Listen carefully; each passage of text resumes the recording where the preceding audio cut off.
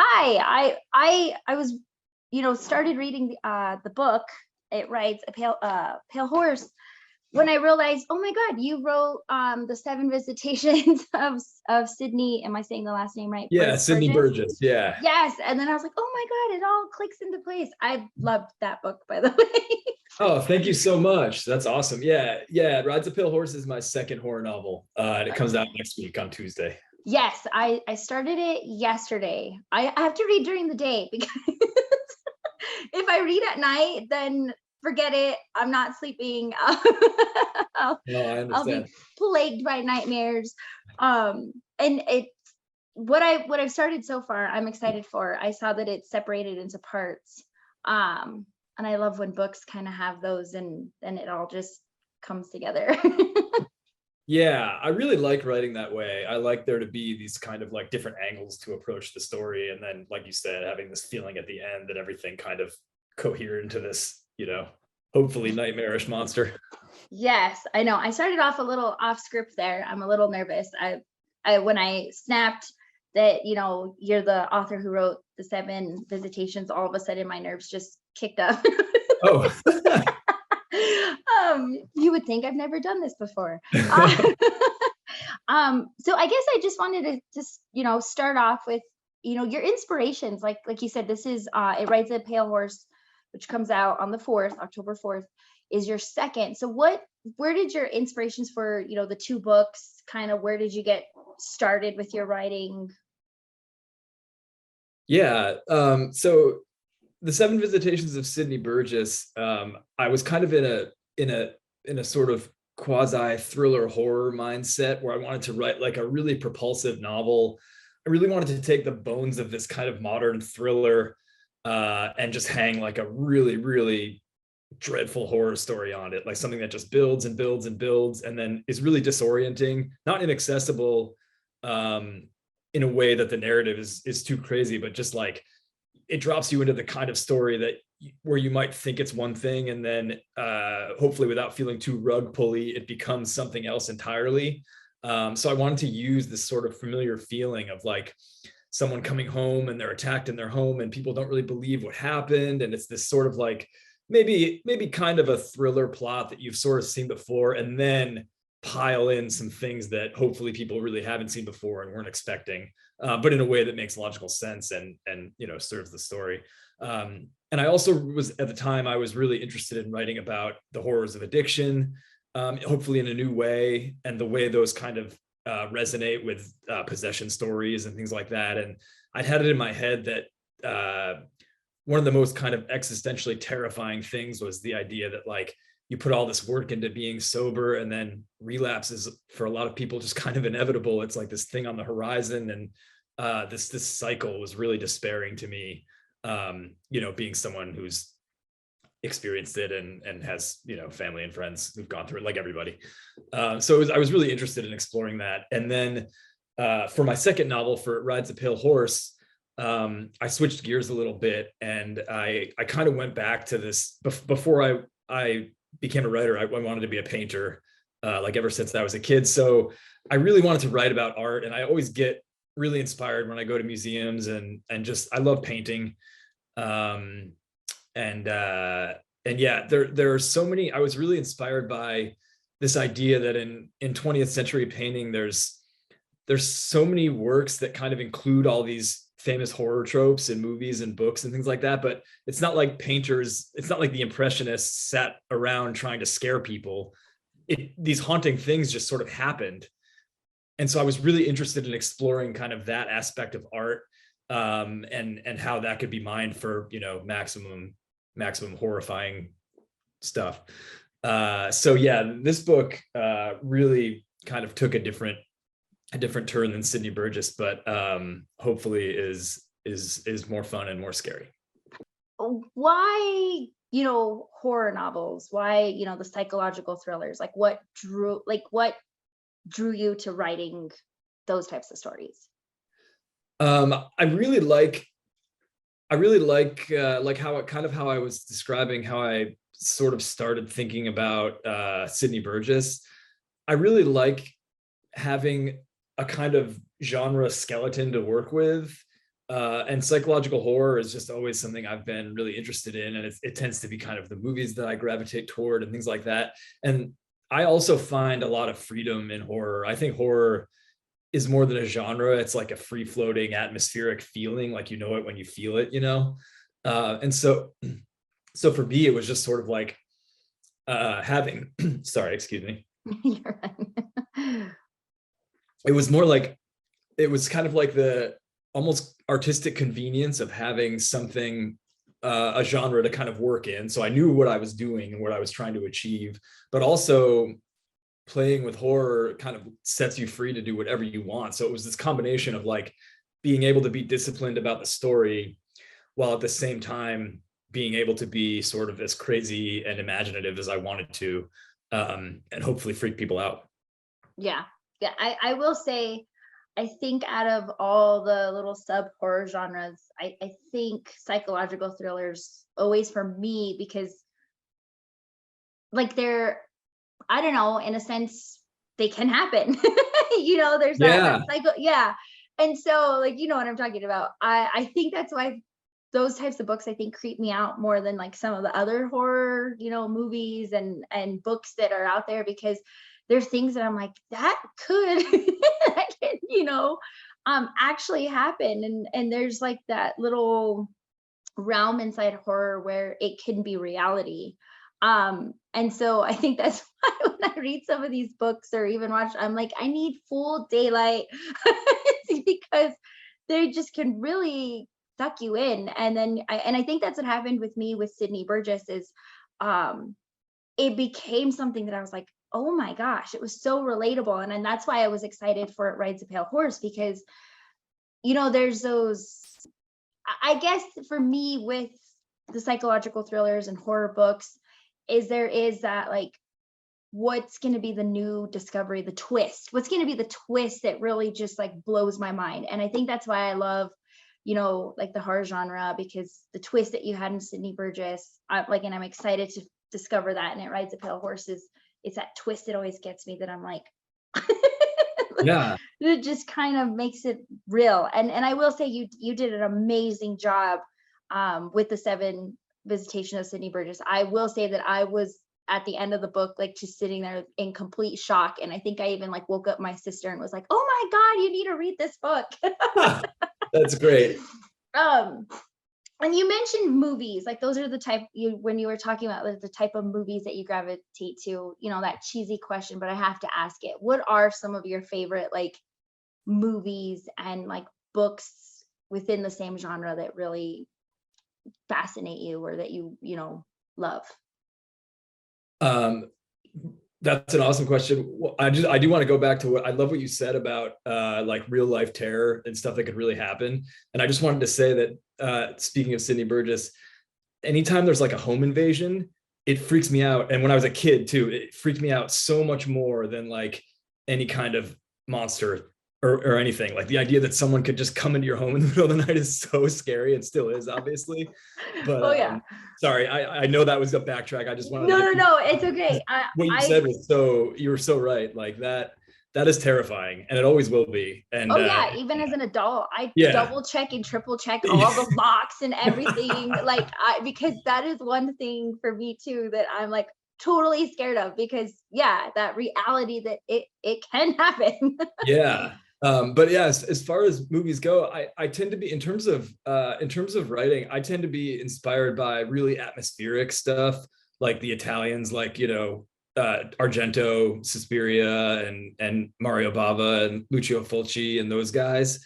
I really like that kind of almost like dirty, schlocky 70s atmosphere and plots that just like don't even matter. I mean, I like that on one hand, but then on the other hand, I like just straightforward. I like the classics. I'm not going to mess with the classics. I like Halloween. I like pretty much every Nightmare on Elm Street movie. Still give me nightmares. Yeah.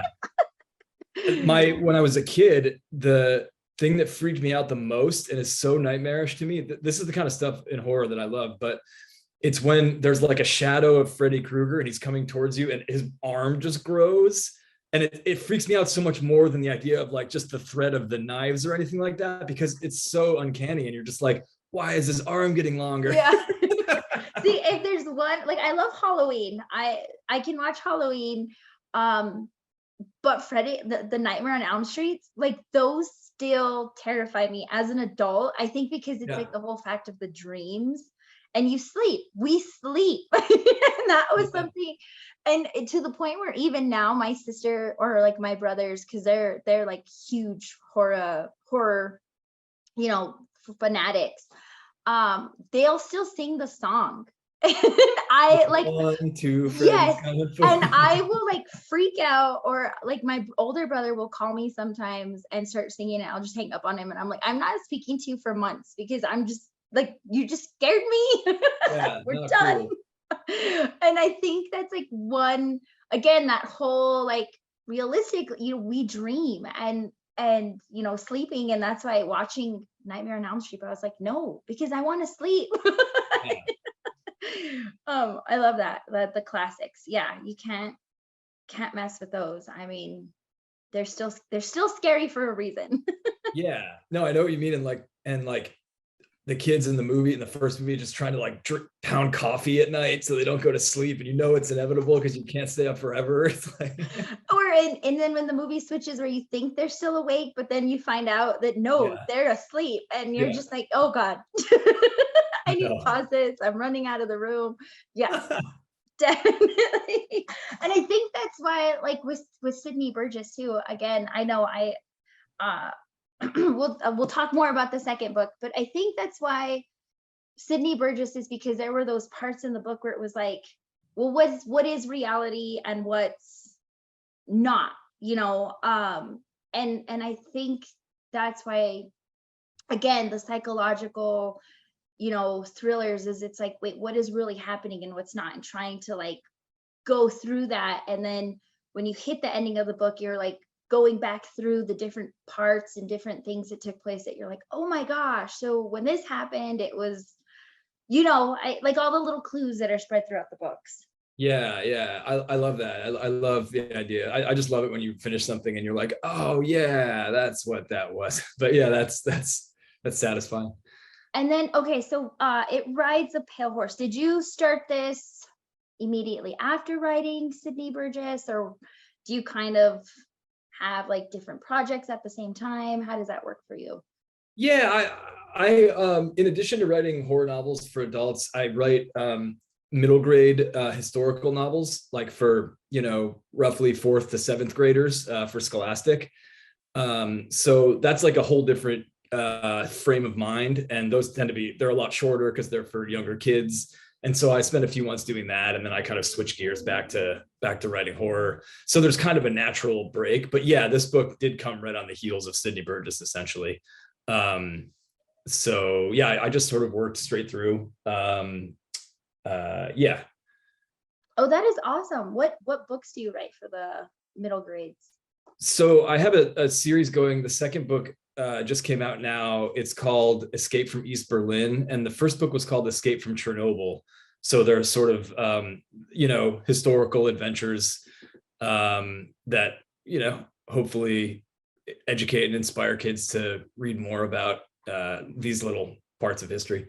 Oh, see, that's exciting. I'll have to look those up. My son loves, it's the only way I can get him to read, is it has to have like some fact base to it. He's like a nonfiction person. So I'll definitely look those up, because yeah, my son, the only way I can get him to read fiction is if it has like a fact. I can't remember the series. There's another series out that talks about like the Titanic and different things, but and I love that. I love that you have that now, because I can't remember ever having books like that when I was younger.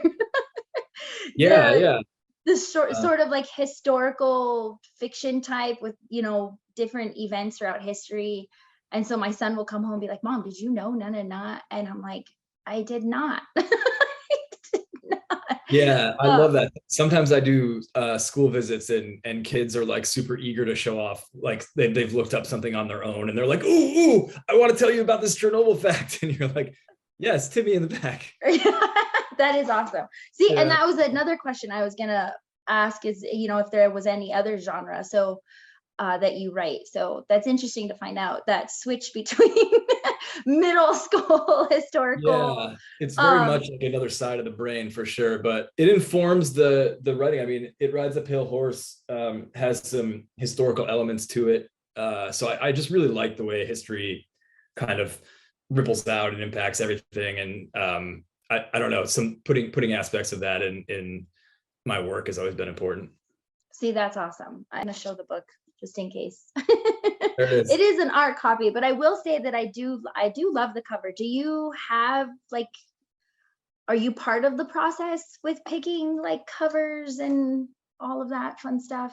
Yeah, so the team at Orbit is great, and they just really nailed. Yes, they looped me in, but I love this cover so much that they just totally nailed it. Like they sent me the image, and they were like, this is what we're thinking. And sometimes it gets kind of iterated on and changes or whatever. And I was just, from the moment they sent it to me, I was like, that's awesome.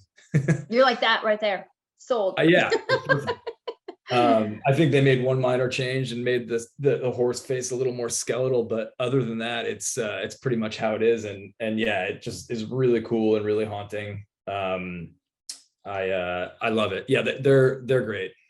That's awesome. I like to see, you know, I read the psychological thrillers for, you know, my friend's magazine, HorrOrigins, which is one of the reasons of reading the book and doing this awesome interview. But I also read, you know, historical fiction more on the romantic side. Yeah. And so I love to see the different processes between the different genres, different, you know, publishing companies. So I always have to ask those questions because it fascinates me as a person just to see like the whole process, because it's more, especially for you, it's more than just writing the book. There's so much more that goes into it in the background that I don't think people realize. Yeah, no, and that's one of the things that's cool about it, is that there's a whole team, you know, at a publisher that you work with in various capacities. And it doesn't feel like, you know, it feels very collaborative, I think, if it's going properly. And that's one of the things that I like about it. It's not just like sitting alone in your room and then sending it out and then having it magically, you know. It's like there's people weighing in. which you know, yeah, sometimes we wish it could just magically, but then it's good to have a good team behind you.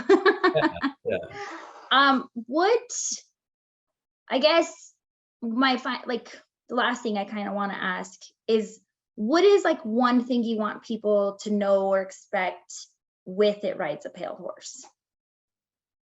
I want people to expect to care about these characters more than they thought they would. I think I really wanted to dig in and make sure that there was like a really authentic and gripping and emotional element to it all, like to the friendships, to the relationships, whether it's like a family relationship or just, you know, the artist and his art agent or his best friend from growing up. There's just like a web of human relationships in it that is, you know, strained and stretched and broken and pushed back together in various ways.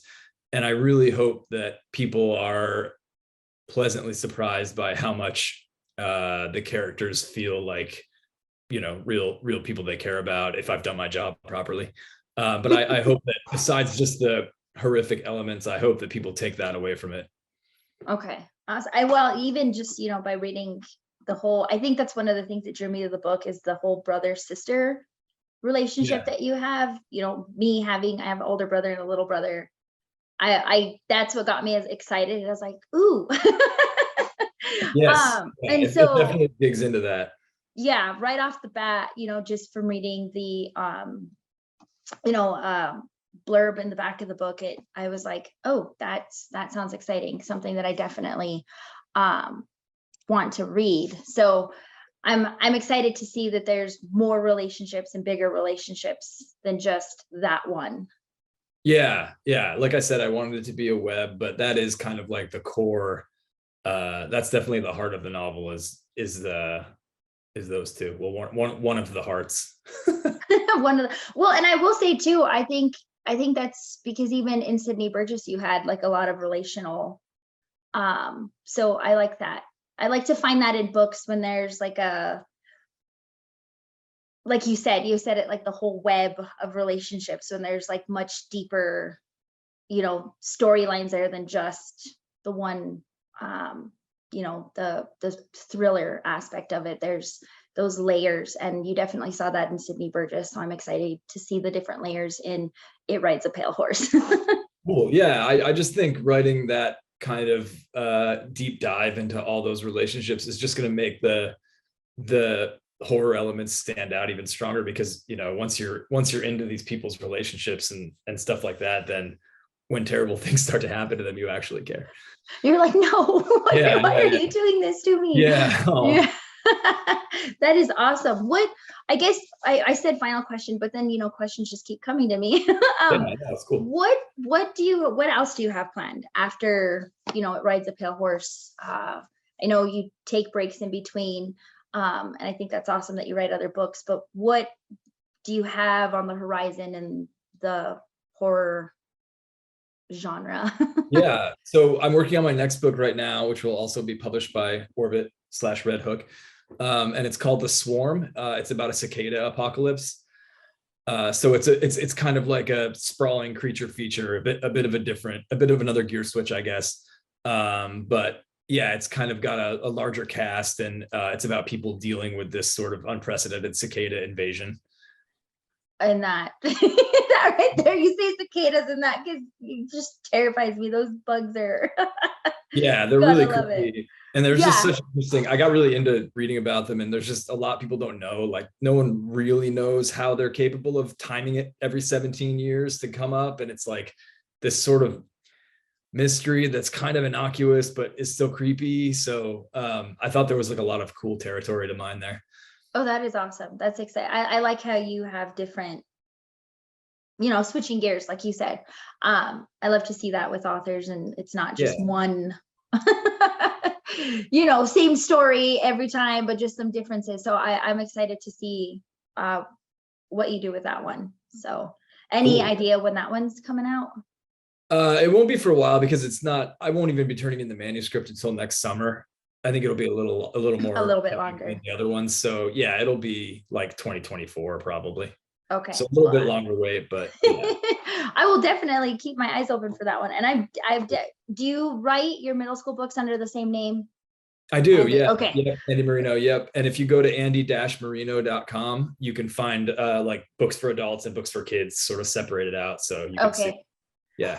I think, just in case I want to get that out there too, because I didn't know that. So I'm excited to go look at those ones too, because I have 4 kiddos, and we're a family that reads. So definitely. Oh man, that's show awesome. my son You have 4 kids. Yeah. Oh, well, thank you for squeezing me in. You must have a lot on your plate. Oh, like I said, I was excited. I was with the book excited me, and then when I snapped, I was like, oh my gosh, he wrote, the 7 Visitations of Sydney Burgess. Like I said, then my nerves kicked up even more, because I was like, oh. It's really cool that you've read that. I appreciate it. Yes, definitely a fan of your books. And I will say books, because what I've read so far in It Rides a Pale Horse, I'm liking. But yeah, I thank you so much, and sorry for all my nervous laughter. No, all good. Thank you. This is great talking to you. Yes. Is there anything else before we end that you want to say, or anything? No, I just appreciate it. It Rides a Pale Horse again comes out Tuesday, October 4th, which is next Tuesday, or won't be next Tuesday when this is posted, but perhaps it already came out. You can find it in your store right now. And yeah, so keep an eye out for that. And then keep an eye out for The Swarm in a year and a half. Awesome. Thank you.